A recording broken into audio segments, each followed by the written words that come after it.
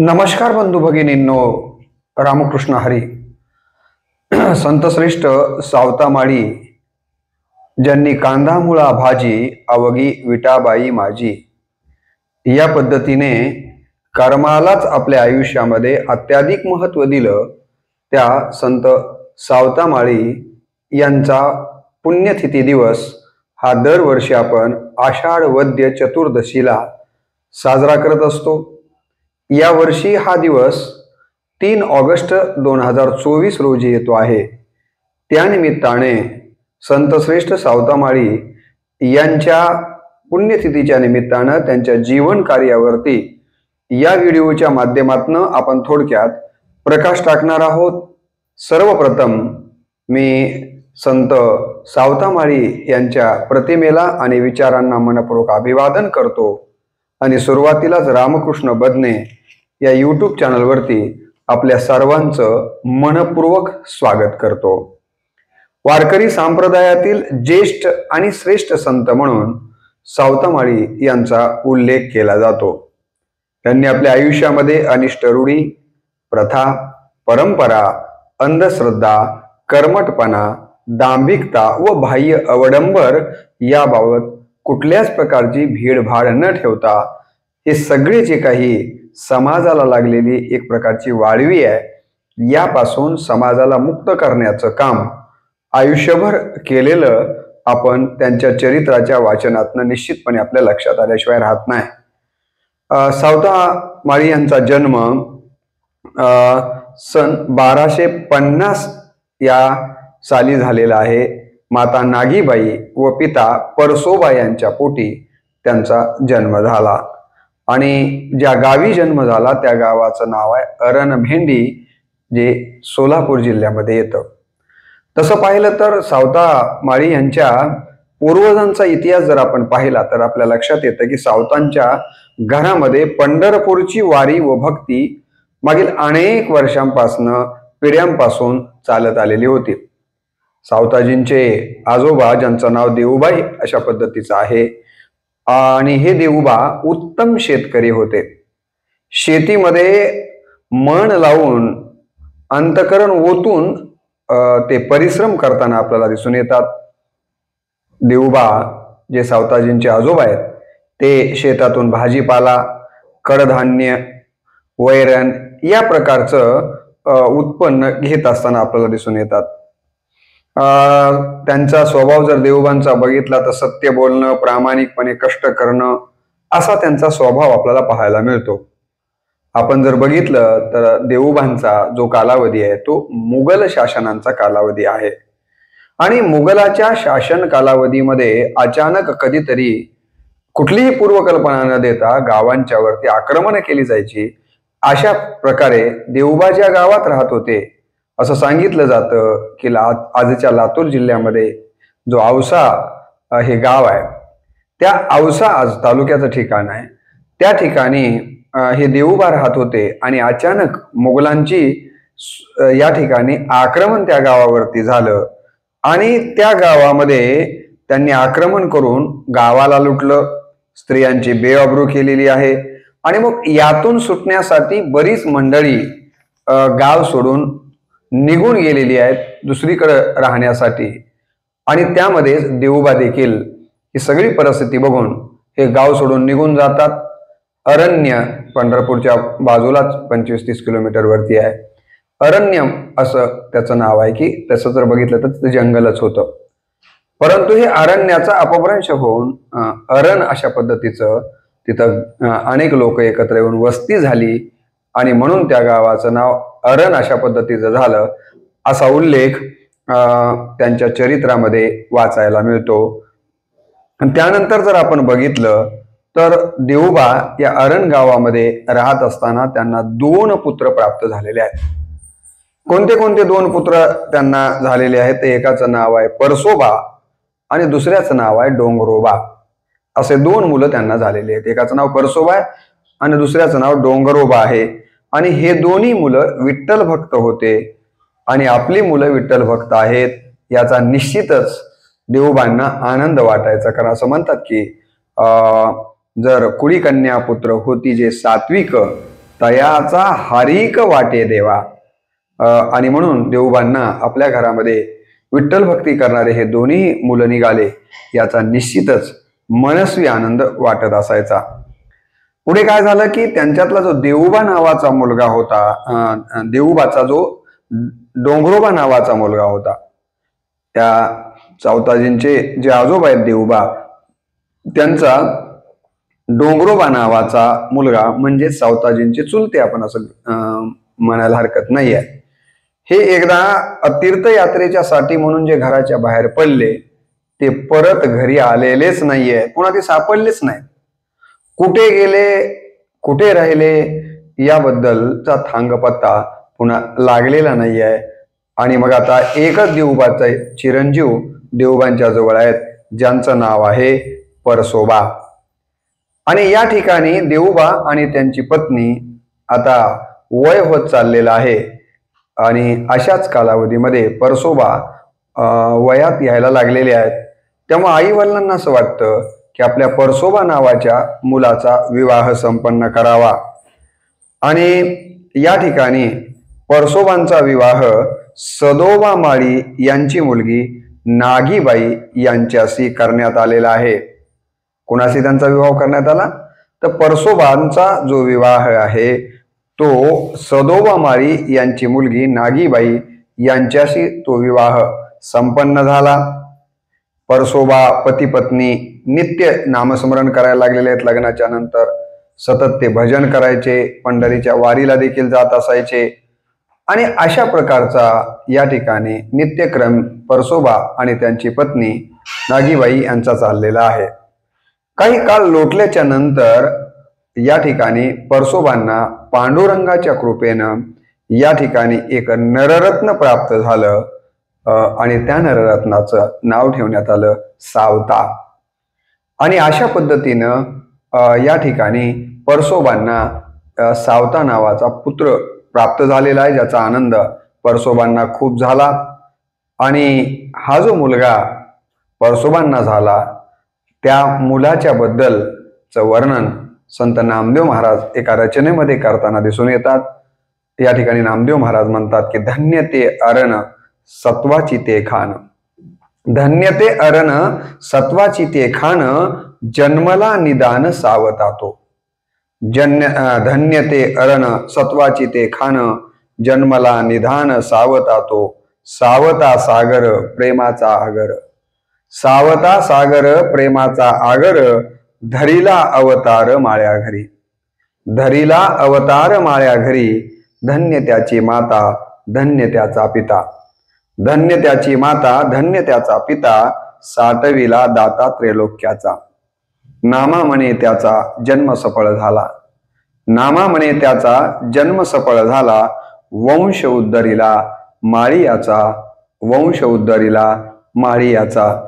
या ठिकाणी या रचनेतनं संतश्रेष्ठ नामदेव महाराजांनी सांगितलं की खरंच ते अरण नावाचं जे गाव आहे हे अरण नावाचं गाव धन्य मानावं लागेल, कारण तिथं सत्वाची खान अशा पद्धतीचं अरण गाव आहे. कारण त्याच अरण गावामध्ये देवोबापासून ते सावतापर्यंत अनेक नररत्न या गावानं जन्माला घातलेले आहेत. त्यामध्ये सावतांचा देखील जन्म झालेला आहे. माळ्याच्या घरामध्ये या सावतांनी जन्म घेतलेला आहे आणि आपल्या हृदयामध्ये त्या पण त्रैलोक्याच्या मालकाला साठवण्याचं मोठं काम त्यांनी केलेलं आहे. आणि या सावतांच्यामुळंच या माळ्याच्या जातीमध्ये जन्माला आलेल्या या वंशाचा उद्धार त्यांनी केला. अशा प्रकारे सावताबांच्या पूर्ण कुळाचंच या ठिकाणी मोठेपण नामदेव महाराज या रचनेतनं व्यक्त करताना आपल्याला दिसून येतात. तर संत एकनाथ महाराज त्यांच्याबद्दल लिहितात की माळी याचे वंशी सावता जन्मला, माळी याचे वंशी सावता जन्मला, पावन तो केला वंश त्याचा. माळ्याच्या जातीमध्ये या ठिकाणी सावतोबांचा जन्म झाला आणि या वंशाला खऱ्या अर्थानं या सावतोबांच्यामुळं पवित्रपण आलं, मोठेपण प्राप्त झालं, असं वर्णन संत एकनाथ महाराजांनी देखील सावतोबांचा त्या घरामध्ये जन्म झाल्यामुळे केलेला आहे. घरात सावतावर आई वडिलांकडून लहानपणी संस्कार झालेले आहेत, कारण परसोबानी हे पती पत्नी दोघंही अत्यंत संस्कारी होते. पुढे आई वडिलांचा वृद्धापकाळ आलेला आहे आणि मग त्यानंतर आई वडिलांना असं वाटतं की आपण आपल्या मुलाचं सावतोबाचं या ठिकाणी लग्न करावं आणि मग त्यांनी भेंड येथील भानवसे कुटुंबातील जनाबाई यांच्याशी सावतामाळी यांचा विवाह संपन्न केलेला आहे. सावतामाळी यांच्या पत्नीचं नाव जनाबाई आहे. त्या ज्या गावच्या होत्या ते भेंडी नावाचं गाव अत्यंत सावतोबांच्या म्हणजे अरणला लागून असल्यासारखं अत्यंत जवळ असं हे गाव आहे. आणि त्या गावातल्या भानवसे कुटुंबातील जनाबाई या स्त्रीशी किंवा या मुलीशी सावतोबांचा विवाह किंवा सावतामाळी यांचा विवाह संपन्न झालेला आहे. तदनंतर काही काळातच सावतोबांचे वडील परसोबा हे आजारी पडलेले आहेत. त्यांची शुश्रूषा केली परंतु सावतोबाचे वडील परसोबा हे काही नंतर आजारातनं बाहेर पडलेले नाही आहेत आणि ते परसोबा आणि त्यांच्या पत्नीला सोडून गेलेले आहेत. सावता आणि त्यांच्या पत्नीला परसोबा हे सोडून गेलेले आहेत. आणि मग आपले पती सोडून गेले म्हणून परसोबांची पत्नी म्हणजे सावतामाळी यांची आई जिचं नाव नागीबाई होतं, आपला पती आपल्याला सोडून गेला हे दुःख नागीबाईंना पेलवलं नाही आणि त्या या जो मोठा धक्का बसलेला होता आपल्या पती जाण्याचा त्याच्यातनं त्या खचल्या आणि पुढे मात्र त्या काही सावरल्या नाहीत. तर नागीबाई देखील आपले पती परसोबाजी गेल्याच्या नंतर काही काळातच त्याही गेलेल्या आहेत आणि सावतोबा यांचे आई आणि वडील अशा पद्धतीनं त्यांना सोडून गेलेले आहेत. एका पाठोपाठ आई आणि वडील गेल्यामुळं सावतोबा आणि पत्नी जनाबाई यांच्यावर आकाश कोसळलेला आहे. कारण आता आपल्या घराचे जे आधार आपले आई आणि वडील होते हे सोडून गेले. त्यामुळं हे दाम्पत्य जे आहे कोण सावतोबा म्हणजे सावतामाळी आणि त्यांची पत्नी जनाबाई यांच्यावर आकाश कोसळल्या इतकं दुःख कोसळलेलं आपल्याला दिसून येतं. आई वडील गेल्याच्या नंतर पुन्हा त्यांनी आपला नित्यक्रम सुरू केलेला आहे. दिवसभर शेतामध्ये जायचं, काम करायचं, कष्ट करायचं. त्या ठिकाणी शेतात काम करत असताना देवाचं नामस्मरण करायचं. ठरल्याप्रमाणे पंढरीची वारी करायची. सायंकाळी मंदिरामध्ये भजन करायचं. अशा प्रकारचा दिनक्रम त्यांचा चाललेला होता. सावतामाळी स्वतःही काही रचना रचायचे आणि ते स्वतः गायचे. कारण सावतामाळी यांचा आवाज फारच गोड होता आणि सुंदर होता आणि त्यामुळं त्यांचं भजन सगळ्यांना ऐकावं वाटायचं आणि ते आपल्याला दिवसभराचं काम झाल्याच्या नंतर रात्रीला भजनामध्ये गुंतवून घ्यायचे. सावतामाळी हे वारकरी संप्रदायातील असे एक संत आहेत की ज्यांनी सर्वाधिक मी यापूर्वीच आपल्याला सांगितलं की कर्माला महत्व दिलं. भाजीपाल्याचा मळा फुलविताना भक्तीचा देखील त्यांनी मळा फुलवलेला आहे. केवळ भाजीपाल्याचाच मळा त्यांनी फुलवला नाहीये तर भक्तीचा देखील त्यांनी मळा फुलवला आणि या मळ्याला जी फुलं आलेली आहेत ती सात्विक फुलं आली आणि हे भावाची सात्विक फुलं त्यांनी देवाला वाहिलेली आहेत. आणि त्याचा सुगंध महाराष्ट्राच्या कानाकोपऱ्यामध्ये आजही दरवळताना आपल्याला पाहायला मिळते. उत्तम शेती कशी करावी याचं उत्कृष्ट उदाहरण म्हणजे वारकरी संप्रदायातील ज्येष्ठ आणि श्रेष्ठ संत या ठिकाणी सावतामाळी आहेत असं जर म्हणालो मी तर ते चुकीचं होणार नाही आहे. आणि ते नेहमी असं म्हणत असायचे की कांदा मुळा भाजी अवघी विटाबाई माझी, कांदा मुळा भाजी अवघी विटाबाई माझी, लसूण मिरची कोथिंबिरी, लसूण मिरची कोथिंबिरी अवघा झाला माझा हरी, मोठ नाडा विहीर दोरी, मोठ नाडा विहीर दोरी, अवघी व्यापिली पंढरी, सावता म्हणे केला मळा, विठ्ठल पायी गोविला गळा, विठ्ठल पायी गोविला गळा. त्यांच्यासाठी विठ्ठल कोण होते तर त्यांच्या शेतामध्ये पिकणारा कांदा, मुळा, की नाही भाजी हेच खऱ्या अर्थानं त्याच्यातच ते विठ्ठलाचं रूप पाहत होते. लसूण आहे, मिरची आहे, कोथिंबीर आहे, यामध्येच त्यांना हरी दिसतो आहे. मोठ नाडा विहीर दोरी हीच माझ्यासाठी खऱ्या अर्थानं पंढरी आहे. आणि म्हणून आपल्या कर्मामध्ये सावतामाळींनी देव बघितलेला आपल्याला दिसून येतो. त्यांनी जे आपला मळा फुलवला त्याला मोठेनं पाणी दिलेलं आहे, कारण त्यावेळेला इंधनाचीही व्यवस्था नाही आहे, आजच्यासारखे इलेक्ट्रिक मोटरही त्यावेळेला तिथं उपलब्ध नव्हत्या. आणि म्हणून त्यांच्या साहित्यामध्ये शेतीतील अवजार आणि शेतीत पिकवलं जाणारे वेगवेगळे या ठिकाणी पिकाचे प्रकार हे सगळे सावतामाळी यांच्या साहित्यामध्ये किंवा त्यांच्या रचनांच्या मध्ये आपल्याला पाहायला मिळतात. वारकरी संप्रदायातील शेतीवर जीवापाड प्रेम करणारा एकमेव संत म्हणून आपल्याला सावतामाळी यांच्याकडे पाहावं लागतं. सावतामाळी नेहमी असं म्हणायचे की प्रपंचाबरोबर आपण परमार्थ केला पाहिजे. केवळ परमार्थ करायचा आणि प्रपंचाकडे दुर्लक्ष करायचं आहे की नाही, केवळ प्रपंचच करायचा आणि परमार्थ करायचाच नाही असं न करता प्रपंच आणि परमार्थ दोघांनाही सोबत घेऊन आपण गेलं पाहिजे. नंतर तुम्हाला माहिती आहे तुकाराम महाराजांनी केलं, नंतर तुम्हाला माहिती आहे की संत एकनाथ महाराजांनी याच पद्धतीने प्रपंच आणि परमार्थ दोन्हीही सोबत घेऊन ते पुढे चालत राहिलेले आहेत. आणि कर्माला महत्त्व सावतामाळींनी दिलं, जे की त्याच कालावधीमध्ये संत ज्ञानेश्वर माऊली देखील ज्ञानेश्वरीमध्ये लिहितात. ते सांगतात की खरंच जर देवाची आपल्याला पूजा करायची असेल तर ती पूजा कोणती आहे, तर माऊली लिहितात, तया सर्वात्मका ईश्वरा स्वकर्म कुसुमांची वीरा पूजा केली होय अपारा तोषा लागे. आपल्या स्वकर्म स्वतःच्या कर्मरूपी या ठिकाणी फुलं आपण त्या ठिकाणी देवाला वाहिली पाहिजेत आणि हीच खरी देवाची पूजा आहे असा या ठिकाणी विचार माऊलींनी देखील ज्ञानेश्वरीमध्ये मांडलेला आहे. तसं जर पाहिलं तर नामदेव महाराजांच्या पेक्षा सावतामाळी हे वयानं मोठे आहेत आणि नामदेव महाराज माऊलींच्या पेक्षा मोठे आहेत, म्हणून माऊलींच्या पेक्षा या ठिकाणी वयानं सावतामाळी हे मोठे होते. तसे पाहिलं तर हे सगळे समकालीन आहेत. आपल्या स्वकर्माची फुलं वाहणं हीच ईश्वराची पूजा या पद्धतीचं काम सावतामाळींनी केलेलं आपल्याला दिसून येतं. सावतामाळी जे बोलत ते लेखक म्हणून लिहिण्याचं काम काशिबा गुरव यांनी केलेलं आहे. जसं की ज्ञानेश्वर माऊलींनी बोलावं आणि सच्चिदानंद बाबांनी लिहून घेण्याचं काम केलं. तुम्हाला मी हे सांगितलं की महाभारतामध्ये व्यासांनी बोलावं आणि गणेशजीने लेखकाचं काम केलेलं आहे. तशाच पद्धतीनं सावतामाळी बोलत जायचे आणि लेखकाचं काम या ठिकाणी काशिबा गुरव हे करत होते.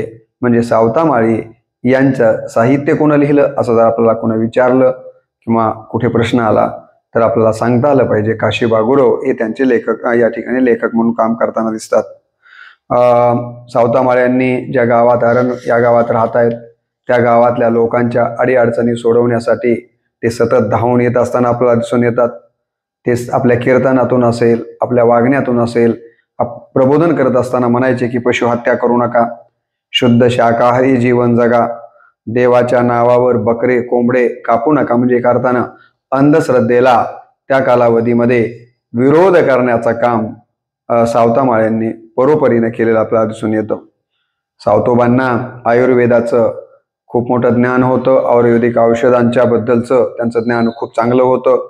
असं म्हणतात की त्या काळामध्ये जे कुणी आजारी पडत असतील तर अशा आजारी लोकांना आयुर्वेदाचे औषध देऊन अनेक लोकांना बरं करण्याचं काम त्यांनी केलेलं आहे. आणि मग अशा पद्धतीनं त्यांचा वरचेवर नावलौकिक व्हायला लागला. दुर्दैवानं भारतीय माणसांच्या बाबतीमध्ये तर खूप मोठ्या प्रमाणावर असंच पाहायला मिळतं की एखादा माणूस यशाचं शिखर गाठायला लागला की मग त्याच्या पाठीमागं त्याची बदनामी करायची किंवा त्याला त्रास द्यायचं षडयंत्र सुरू होतं. सावतामाळ्यांचं देखील नाव व्हायला लागलं. काही लोकांना हे बरं वाटलं नाही आणि म्हणून त्यांची बदनामी करण्याचं सत्र त्या लोकांनी सुरू केलेलं आहे. आणि ही अशी लोक अशा चांगल्या माणसाची एखादी चूक आपल्याला ध्यानात येईल का यासाठी वाटच पाहून असतात. त्यामध्ये सावतोबांच्या जीवनामध्ये एक घटना घडली की त्यांच्याच शेतामध्ये मधोमध या ठिकाणी मसोबा होता आणि लोक त्या मसोबाला पुजायला यायची आणि धानामध्ये जाणं येणं होऊन धान वाटोळं व्हायचं. म्हणून एके दिवशी सावतोबा हे अंधश्रद्धेला खतपाणी घालणारे नव्हते. त्यांना वाटलं की मध्ये कशाला, याला आपण धुऱ्यावर नेऊन या देवाला ठेवावं. आणि म्हणून त्यांनी तो मसोबा उचलला आणि आपल्या शेताच्या कडेवर म्हणजे धुऱ्यावर नेऊन ठेवला. उद्देश एवढाच होता की शेतात जे काही पीक आल्याच्या नंतर लोक पूजायला येतात जातात आणि त्यामुळं पिकाचं नुकसान होतंय. एवढ्या कष्टानं आपण पीक उगवावं आणि लोकांनी अशा पद्धतीनं त्याचा नाश करावा हे काही योग्य नाही, म्हणून या ठिकाणी सावताजींनी हा निर्णय घेतलेला होता मसोबाला धुऱ्यावर ठेवायचा. बस ह्याच गोष्टीची वाट बघत बसलेले होते विरोधक की कुठे सावतोबा सापडतात. आणि मग त्यांनी काय केलं, त्यामध्ये दोघांचे नावं त्यांच्या चरित्रामध्ये येतात. कामाजी माळी व महादेव शास्त्री यांनी मसोबा उचलल्यामुळेच, कारण त्या काळामध्ये पुढे गावामध्ये पटकीची साथ आलेली आहे. त्या कालावधीमध्ये अशा साथी यायच्या, जशी की आपल्याला माहिती आहे परवा कोरोनाची साथ आली तशीच त्या कालावधीमध्ये पटकीची साथ आलेली आहे आणि बरेच लोक मरायला लागलेले आहेत. तेव्हा ही पटकीची साथ कशामुळे आली, तर कामाजी माळी आणि महादेव शास्त्रींनी असा अपप्रचार सुरू केला की सावतानं तो जो काही मसोबा आहे तो त्या ठिकाणी येऊन हलवला आणि म्हणून मसोबा आपल्या सगळ्यांच्या वरती रागावला असल्यामुळेच ही पटकीची साथ आलेली आहे.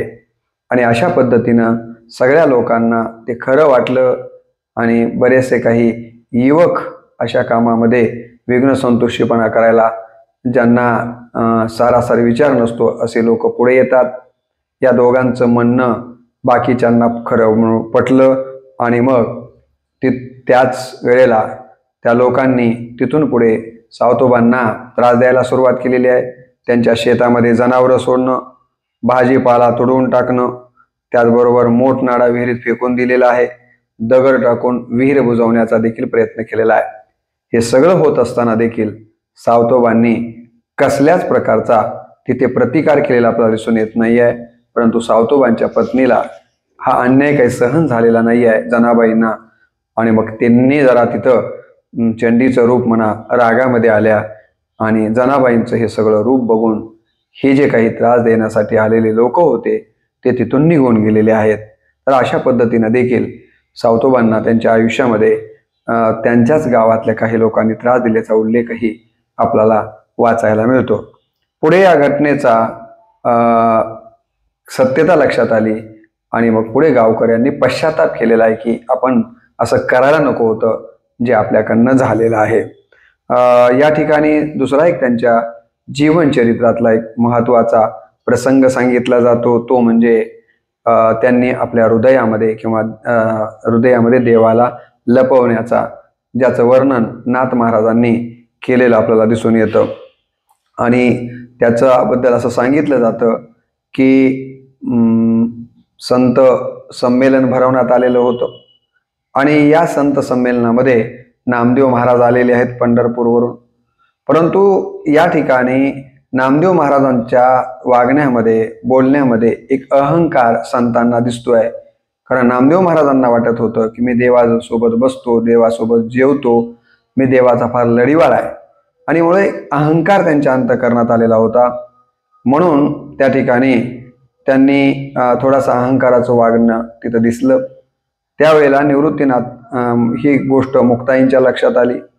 निवृत्तीनाथांनी मुक्ताईला सांगितलं, नमस्कार करतं. ते म्हणाले मी करत नाही, कारण याला अहंकार आलेला आहे आणि याचा अहंकार आपण काढून टाकला पाहिजे. आणि मग त्या ठिकाणी संत संमेलनामध्ये कोण कच्चं मडकं आहे कोण पक्कं मडकं आहे हे बघायचं ठरवलं गेलं. त्या संतांच्यापैकी सर्वात ज्येष्ठ आणि कुंभाराचं काम करणारे गोरोबा कुंभार काका, त्यांच्या हातात थापडणं दिलं गेलं आणि सगळ्या संतांना कोण कच्चं पक्कं हे पाहायचं ठरवलं. आणि त्यामध्ये नामदेव महाराजांनी हे कच्चं मडकं आहेत असं सगळ्यांनी सांगितलं. हे ऐकल्याबरोबर नामदेवांना खूप राग आला, वाईटही वाटलं आणि ते देवाकडे आले, रुसले आणि देवाला म्हणाले, देवा मी तुझ्यासोबत राहतो, तू आणि मी आपलं कसं वेगळं नातं आहे, तुझा मी लढीवाळ भक्त आहे आणि मला हे लोक कच्चं मडकं म्हणतात, तर असं कसं असू शकतं. तर देव म्हणाले की नाही, थोडासा विचार कर. आणि देवानी ठरवलं की आता आपण नाम्याची परीक्षा घेतली पाहिजे. देव म्हणाले, नाम्या मला एक सांग की मी लपून बसतो, तू मला शोधून देशील का. तेव्हा नामदेव महाराज म्हणाले की काही अडचण नाही देवा, तू कुठे जरी लपलास तरी तुला मी शोधून काढायला काहीच अडचण नाही. आणि मग देव तिथून निघाले आणि लपत लपत या ठिकाणी विसोबा सावतामाळी जिथं होते त्या ठिकाणी ते आलेले आहेत. आणि त्यांनी सावतामाळींना सांगितलं की माझ्या मागं चोरं लागलेले आहेत, मला कुठंतरी लपवा. आता सावतामाळ्यांच्या लक्षात येईना की यांना कुठं लपवावं. तिथंच खाली पडलेला कोणी खुरपं म्हणतं, कोणी विळा म्हणतं, ते उचलला, आपलं हृदय फाडलं आणि देवाला हृदयामध्ये लपवलेलं आहे. नामदेव महाराज इकडं तिकडं पाहत पाहत देवाला शोधत शोधत बघतात तर देव कुठं दिसत नाहीये. सावतोबांना ते म्हणतात की देव दिसला का? आणि या ठिकाणी सावतोबांच्या लक्षात येतं की आता याचा अहंकार कमी झालेला आहे. तेव्हा सावतोबाबी देखील त्याला थोडासा उपदेश करतात आणि बघ म्हणतात कुठं आहेत. आणि तो अहंकार कमी झाल्याच्या नंतर थोडंसं उपरनं म्हणा छातीवरचं बाजूला सावतोबांच्या बाजूला गेलं की जिथं ते चिरलेला भाग होता देवाचा थोडा पितांबर बाहेर कोणाला दिसतो? नामदेव महाराजांना दिसतो. आणि ते देवाला त्या ठिकाणी शोधतात. परंतु नामदेव महाराजांच्या मात्र आता लक्षात येतं की खरोखरच मी कच्चं मडकं आहे आणि मला आता गुरु करून घेणं गरजेचं आहे. आणि त्याच्या मनातला अहंकार या घटनेतनं घालवण्याचा प्रयत्न देवानं केलेला आहे. आणि यासाठी देवानं नामदेवाला सांगितलं की बघ, भक्ती करायची असेल तर अशी सावतोबांसारखी केली पाहिजे. एका क्षणामध्ये त्याने स्वतःचं हृदय फाडलं आणि मला त्या ठिकाणी जागा देण्याचं काम केलेलं आहे. आणि अशा पद्धतीनं सावतोबा महाराजांच्या जीवनचरित्रामध्ये हा देखील प्रसंग येतो. त्यानंतर पुढे ज्ञानेश्वर माऊली, नामदेव महाराज, गोरोबा काका आणि हे दोघं तिघं माऊलींचे बंधू, बरोबर आहे, हे सगळेजण तीर्थयात्रेला जायचा निर्णय घेतात, देशाटन करण्याचा. आणि हे करण्यासाठी ते आरणला येतात. पहिल्यांदा आरणला आल्याच्या नंतर सावतोबा आणि त्यांची पत्नी या सगळ्यांचा आदरातिथ्य करते आणि मग सावतोबा यांच्याबरोबर तीर्थक्षेत्राला निघून जातात. उत्तर महाराष्ट्रामध्ये काही ठिकाणी जसं की तेरला आलेले आहेत असा उल्लेख आहे. तिथून ते दक्षिण भारत, उत्तर भारत सगळे तीर्थक्षेत्र ह्या सगळ्या संतांच्या बरोबर सावतोबा करतात आणि परत येतात.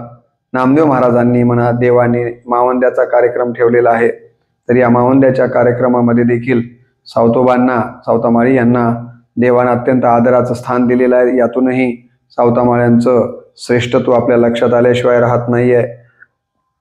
यानंतर आपण जर बघितलं तर या मावंद्याच्या कार्यक्रमामध्ये किंवा तीर्थयात्रेमध्ये कोण कोण होते याचं वर्णन महिपती बुवा यांनी आपल्या रचनेमध्ये केलेलं आहे. किंवा महिपती बुवा सांगतात, ते म्हणतात, ये पंक्तीस बैसले कोण कोण, मावंद्याच्या पंक्तीला, ये पंक्तीस बैसले कोण कोण, निवृत्ती ज्ञानदेव सोपान. कोण कोण बसले? निवृत्ती ज्ञानदेव सोपान, गोरा कुंभार वैष्णवजन, गोरा कुंभार वैष्णवजन आणि सावतामाळी नरहरी सोनार. बघा, सावतामाळ्यांचा तो उल्लेख आहे. आणि सावतामाळी नरहरी सोनार, ब्रह्मरस आवडी सेविता, ब्रह्मरस आवडी सेविता, तृप्ती झाली सकळ संता, तृप्ती झाली सकळ संता. या पद्धतीनं महिपती बुवांनी सांगितलं की देवांच्या किंवा नामदेव महाराजांच्या मावंद्याला जेवायला पंक्तीला ज्यांना ज्यांना बनवलं त्यामध्ये आपल्याला विशेषत्व नाही तर सावतामाळी यांना बोलवलं होतं. ही गोष्ट अधोरेखित करायची आहे. नंतर सावतामाळी आणि त्याचबरोबर त्यांची पत्नी या जनाबाई या दोघांचा वैवाहिक जीवन पुढे सरकत जाते आणि त्यातून त्यांना 2 अपत्य, 2 लेकरं होतात. या ठिकाणी एक मुलगा आणि एक मुलगी. मुलाचं नाव विठ्ठल आहे, मुलीचं नाव नागूताई अशा पद्धतीचं आहे. विठ्ठल मात्र लवकरच हे जग सोडून गेलेले आहेत, वारलेले आहेत. नागूताई तेवढी सावतामाळी यांची कन्या जिवंत राहिली, पुढे तिचं लग्न झालं आणि तिथूनच पुढे त्यांचा वंश विस्तार होत झालेला आपल्याला दिसून येतो. आज आरण या गावी जे काही ही वंश परंपरा पुढे घेऊन जाण्याचं काम जर कोण करत असेल तर ते नागूताईंचे वंशजच करताना आपल्याला दिसून येतात.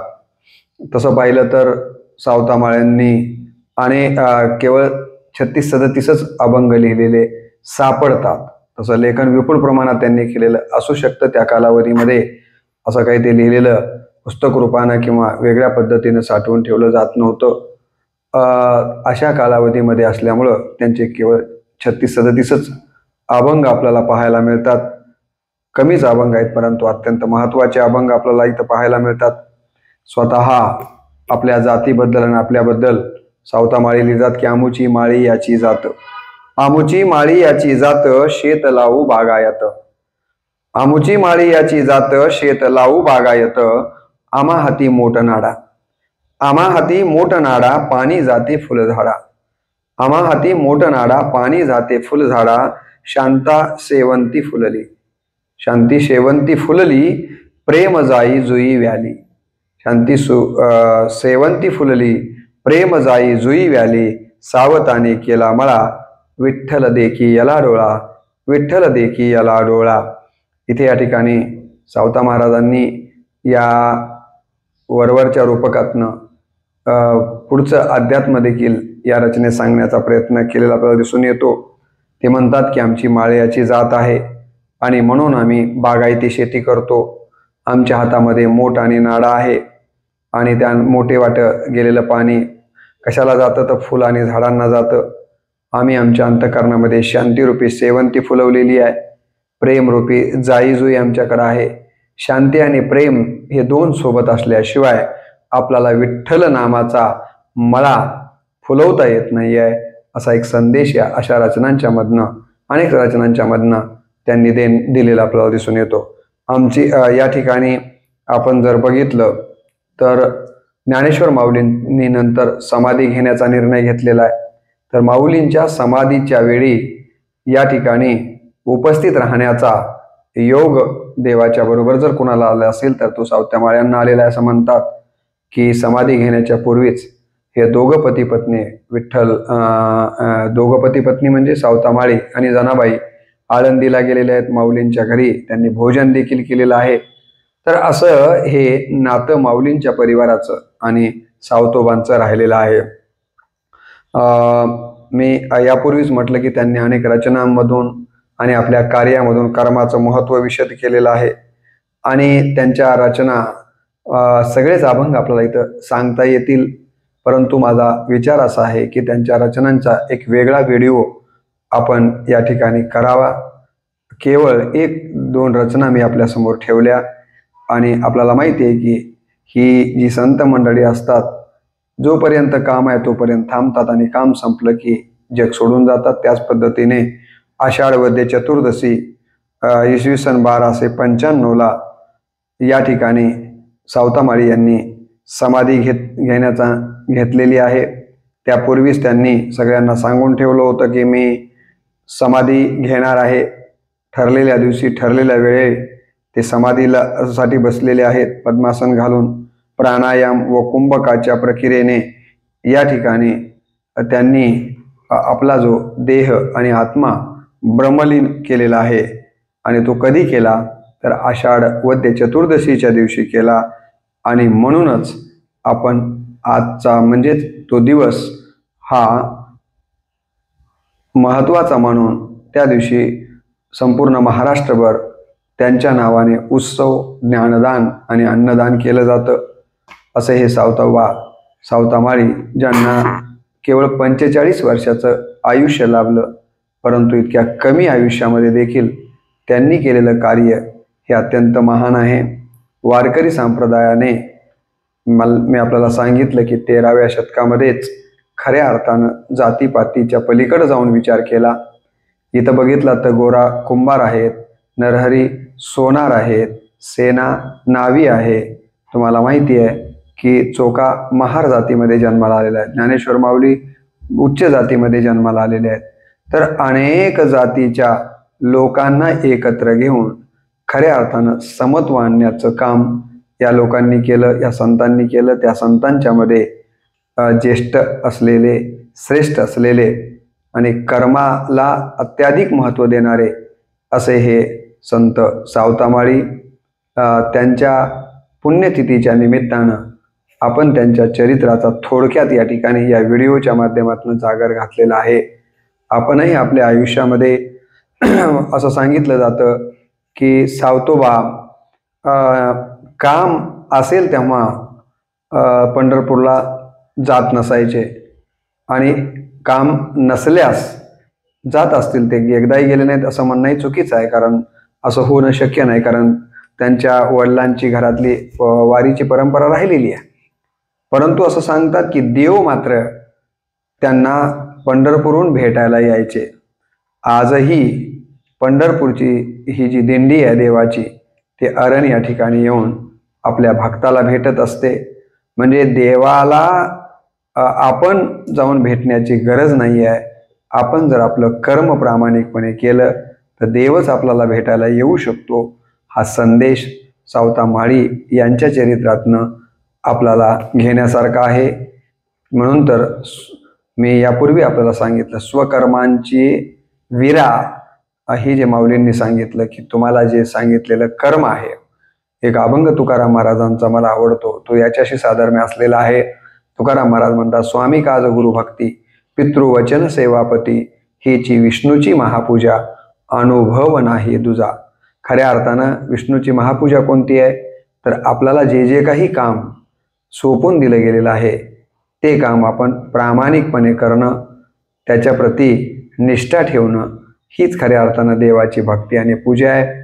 हे जर कुणाच्या चरित्रामध्ये आपल्याला पाहायचं असेल तर ते वारकरी संप्रदायातलं एकमेव संत म्हणजे सावता माळी आहेत.